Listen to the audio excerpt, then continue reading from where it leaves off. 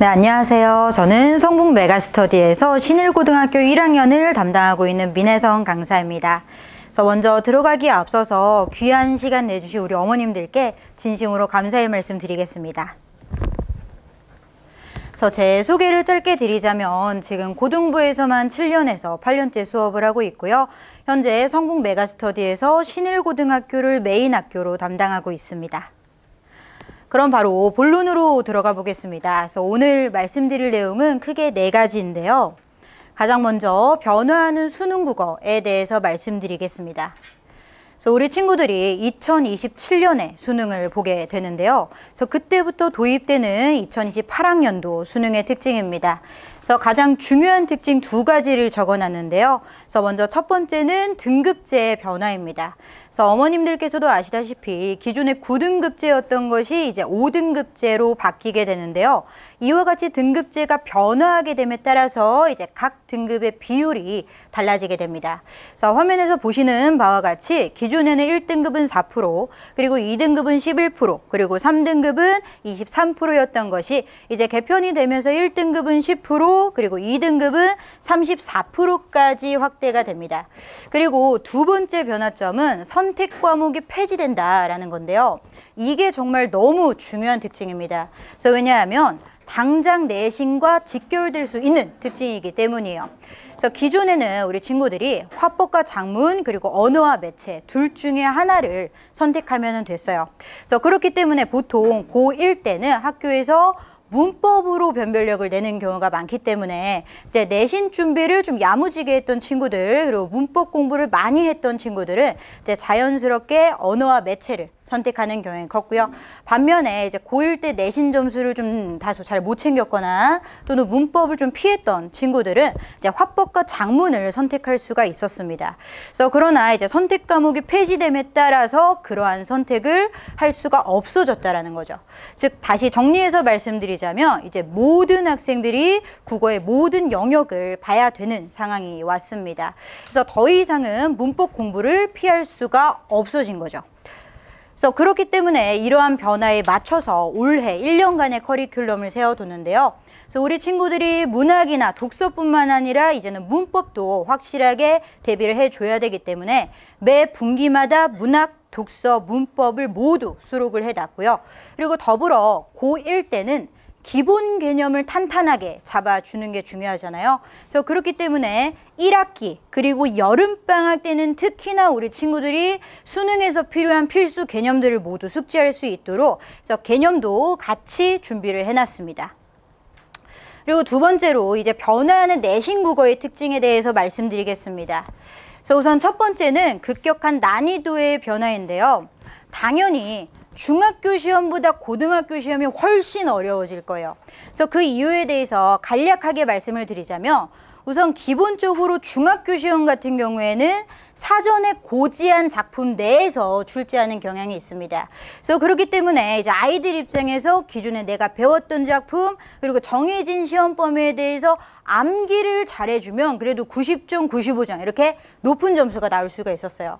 그래서 그러나 이제 고등학교 시험 같은 경우에는 기본적으로 사전에 고지되지 않은 범위들이 출제가 될 수가 있고 그리고 교과서에 없는 내용들이 출제가 됩니다. 그래서 그렇기 때문에 암기만으로는 당연히 높은 점수가 나올 수가 없고요. 그렇다고 해서 이게 암기를 하지 말아라 이런 말이 아니라 오히려 암기하는 것은 너무 당연하고요. 더욱더 나아가서 응용하고 추론하는 단계까지 나아가줘야 고득점이 나올 수가 있습니다. 그래서 이를테면 보통 고등학교 국어시험이 이제 여러 작품을 묶어서 출제하는 경향이 있어요. 그래서 그런 문제를 마주쳤을 때 이제 암기했던 개념을 꺼내서 각 작품에 적용을 하고 그 작품들의 공통점과 차이점을 도출해서 다시 선택지에 적용을 해줘야 돼요. 그래서 그만큼 많이 어려워지고 복잡해진 만큼 중학생 때랑은 공부 방법이 달라져야 됩니다. 그런데 많은 친구들이 안타깝게도 중학생 때 공부했던 습관 그대로 준비를 하고 고등학교 첫 시험을 보게 돼요. 그래서 저는 아이들이랑 처음에 딱 만났을 때 교과서에 있는 내용만 설명하는 것이 아니라 고등학교 국어시험은 본질적으로 어떻게 접근을 해야 되는지, 그리고 숙제를 해올 때에는 어떤 방식으로 숙제를 해와야 결론적으로 좋은 결과가 나올 수 있을지 공부 방법을 먼저 전달을 하고 들어가고 있습니다. 그리고 두 번째 변화는 교과서의 변화인데요. 그래서 어머님들께서도 아시다시피 올해부터 우리 친구들이 새로운 교과서로 공부를 하게 됩니다. 그래서 당연히 처음이니만큼 걱정이 될 수가 있어요. 그러나 어차피 나오는 유형이 나오고 나오는 단원이 나옵니다. 그래서 그렇기 때문에 이 핵심 단원들을 파악하고 그 단원들과 관련된 내용들을 미리 학습해 놓는다면 좋은 결과가 나올 수 있겠는데요. 지금 이 화면에 실어놓은 자료는 기존의 신일고등학교에서 사용했던 동아출판 교과서를 기준으로 작성해 놓은 것이고요. 그래서 올해부터 사용되는 교과서를 기준으로 말씀드리며 올해부터는 신일고등학교에서 창비교과서를 사용하기로 했습니다. 그래서 그 교과서에서의 핵심 단원을 빠르게 말씀드리자면 공통국어 1에서는 4단원의 문학의 4가지 갈래, 즉 서정서사 극교술 갈래와 관련된 작품들이 수록되어 있어요. 그 4단원이 핵심 단원이 될 것이라고 보여지고요. 그리고 2단원을 보시면 의문의 변동이랑 문법 요소가 실려있는 현대문법 파트가 있습니다. 그 2단원이 이제 변별력을 내는 메인 시험 범위가 될 것이라고 말씀드릴 수 있겠습니다. 그리고 다음으로 이제 신일고등학교의 출제 경향 및 학습 전략에 대해서 말씀드리도록 하겠습니다. 그래서 먼저 제가 내린 총평을 말씀드리자면 신일고등학교 같은 경우에 객관식 100%로 출제가 되고 있고요. 전반적인 난이도는 정말 최상으로 출제가 되고 있습니다. 그래서 그만큼 교과서의 부교재나 프린트물 시험 범위 역시 엄청 많은 편이고요. 전 영역이 수능형으로 출제되고 있고 특히나 문법 같은 경우에는 고3 그 이상의 난이도로 출제가 되고 있기 때문에 이제 고1 수준부터 고3 수준까지 한 번에 끌어올릴 필요가 있습니다. 그리고 더불어 신일고등학교 시험지 자체가 글이 엄청 많아요. 글 자체가 많기 때문에 이제 지문의 길이도 엄청 길고요. 보기의 길이도 길고 그 아래 달려있는 선택지의 길이도 길어요. 그래서 생길 수 있는 문제가 시험 보는 시간 자체가 부족할 수가 있어요. 그래서 그러한 시간 부족을 대비해서 미리 시간 조절을 하면서 문제 푸는 연습을 하는 것도 신일고등학교에서는 필요하다라고 말씀드리고 싶습니다. 그럼 좀 더 구체적으로 말씀드리겠습니다. 그래서 기존에 신일고등학교에서 사용했던 교과서는 동아출판 교과서이고요. 올해부터는 창비 교과서를 사용하기로 했습니다. 그리고 교과서 외에 부교재 당연히 들어가고 있고요. 교과서 외에 모의고사 범위 당연히 들어가고 있습니다. 그리고 전년도에 출제됐던 출제 범위인데요. 1학기 중간고사 때에는 문법에서는 의문 변동, 그리고 독서에서는 3월 모의고사, 그리고 문학에서는 교과서에서 3편, 부교재에서 4편, 그리고 공지되지 않았던 작품에서 1편이 출제가 됐습니다. 그리고 1학기 기말고사 때에는 문법에서는 문법 요소, 독서에서는 6월 모의고사, 그리고 문학에서는 교과서에서 4편, 그리고 부교재에선 5편이 출제가 됐어요. 그래서 보시는 바와 같이 교과서의 비중도 크지만 그만큼 부교재의 비중도 크고요.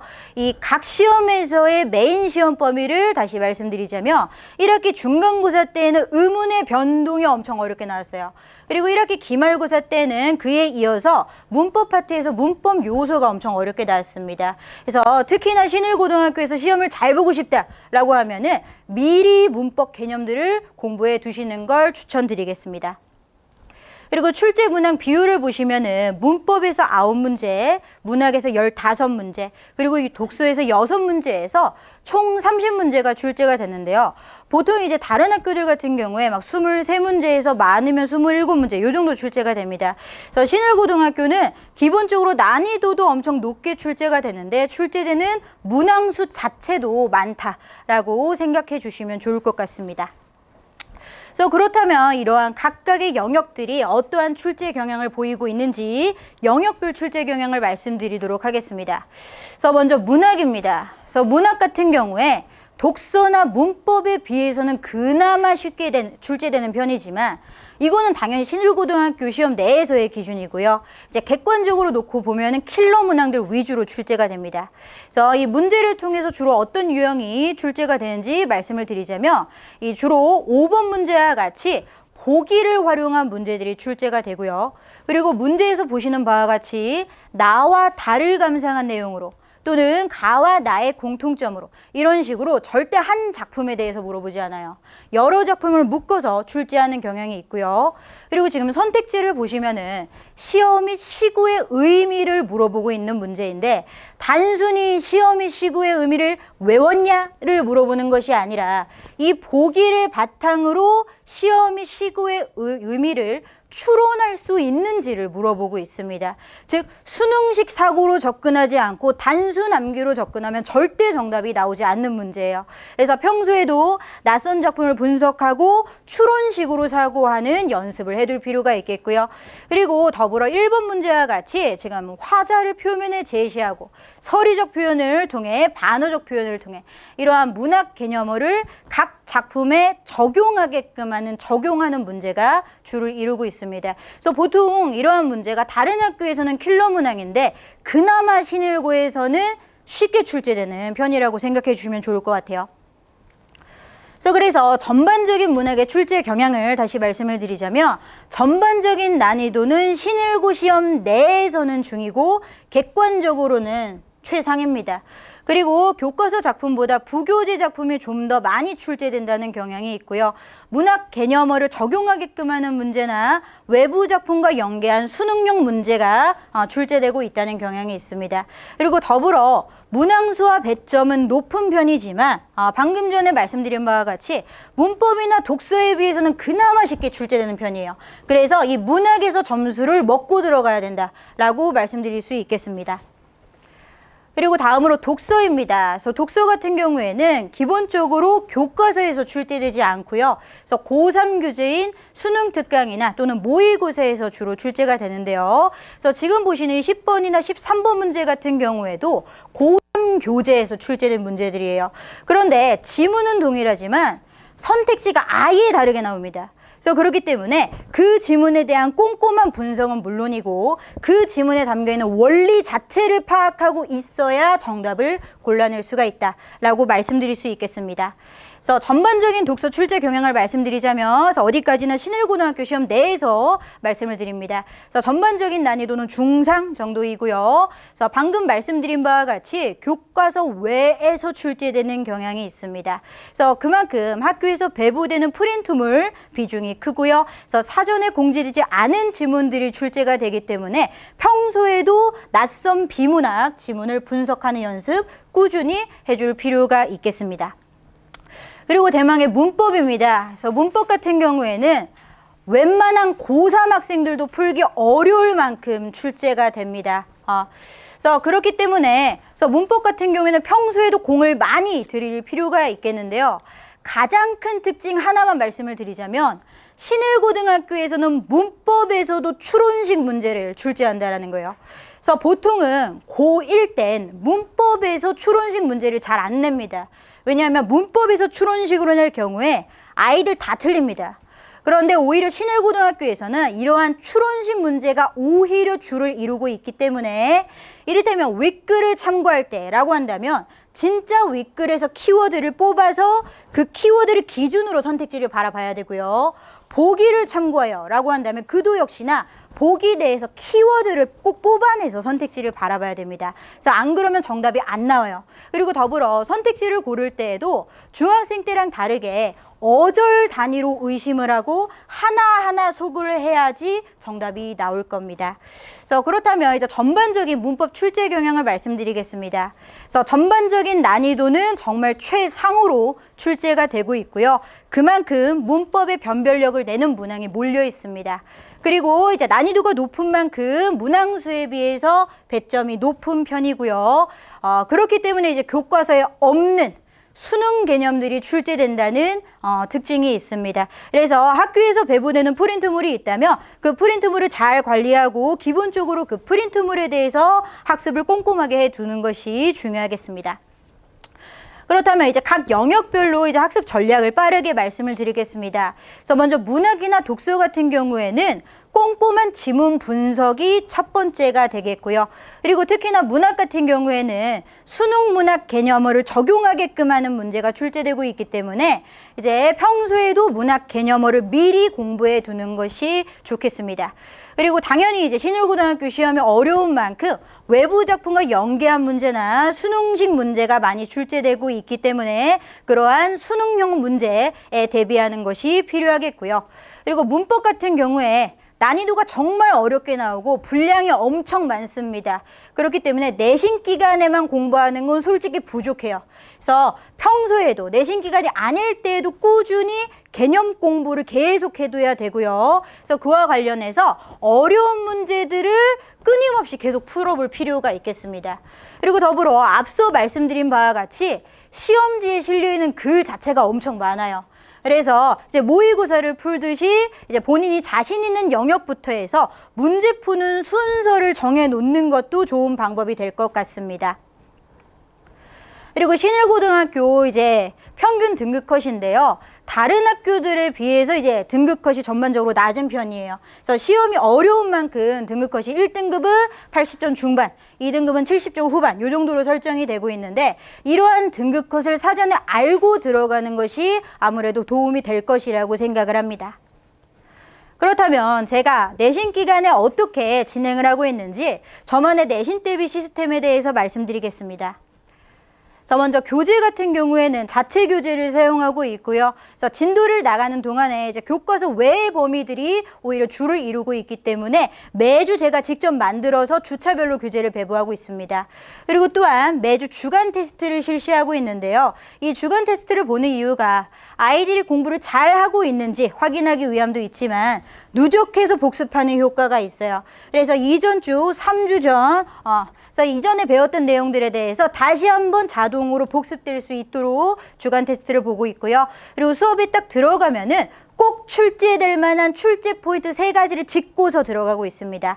그리고 또한 자습서보다 더욱더 꼼꼼하게 본문을 분석함으로써 아이들이 좀 더 객관적으로 정답을 골라낼 수 있도록 하고 있습니다.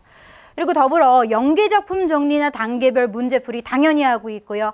기존에도 계속 문제가 나가겠지만 시험 한 주 전에 다시 한번 전 범위에 대한 추가 문제 배부함으로써 아이들이 다시 한번 문제를 풀어볼 수 있도록 하고 있습니다. 그리고 또한 시험 전날에는 제가 직접 정리한 압축 노트를 제공함으로써 시험 직전까지 핵심적인 내용들 파악하고 들어갈 수 있도록 하고 있고요. 그리고 아이들이 집에서 시험을 보는 거랑 학원에 와서 시험을 보는 거랑 점수가 다를 거예요. 그래서 시험 전날에 다른 친구들이랑 시간을 재고 모의고사를 한번 보고 가게 함으로써 실제 시험에 대해서 어느 정도 예측하고 들어갈 수 있도록 하고 있습니다. 그리고 관리입니다. 그래서 정말 집요하게 관리를 하고 있는데요.